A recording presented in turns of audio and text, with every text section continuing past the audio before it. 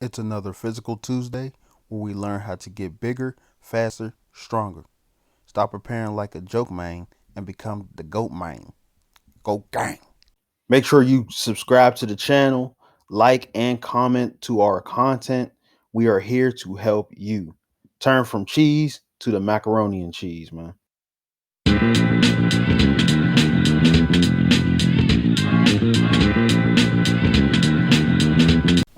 It's another Physical Tuesday where we're going to learn about the physical aspect of the game. And today we're going to learn how to be a lockdown defender in basketball. So there's 3 points I'm going to go over today. The first point is you got to get into a good stance. With getting into a good stance, there's 3 parts to this. You got to make sure that your feet are shoulder width apart. This deals with the base and getting a good base, because you're going to be able to get taken off the dribble a lot easier if your feet are very narrow or if your feet are way too wide. Like, people could just run around you if your feet's way too wide. If your feet's too narrow, you're not going to be able to run with the defender. It's going to be tough for you to either gain ground. So make sure that your feet are shoulder width apart.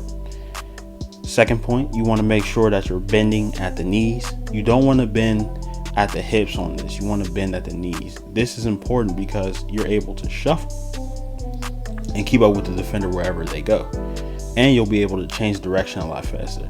Whereas if you just bend at the hips and you're just kind of standing upright, you're not going to be able to change directions very fast, and if they cross you over, you're not going to be able to keep up. And the third point in this is when moving, you should be light on your feet and on your tippy toes so you can move from side to side or on the balls of your feet.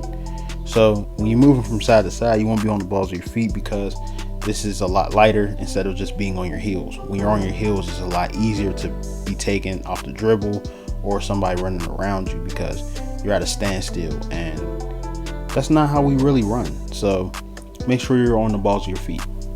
The second point in becoming a lockdown defender is you got to make the offensive player uncomfortable. Yo, that's crazy. Yeah.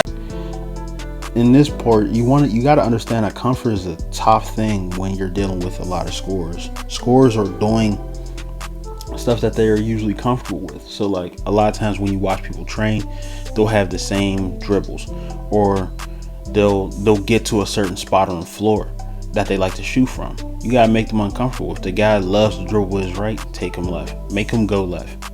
Don't just take away his whole right side. Make him go left. And if he can't dribble with his left hand, that's an easier steal. A lot of scoring has to deal with comfort. So take them out of their comfort zone. Yes, sir. Yes, sir. Also, you got to make these players work, man. Like, a lot of times when you watch players that are great defenders, they're making guys work. They're becoming pests. Whereas sometimes when you watch players that aren't good defenders, players are getting things a lot more easier than they should. So make the players work. Yes.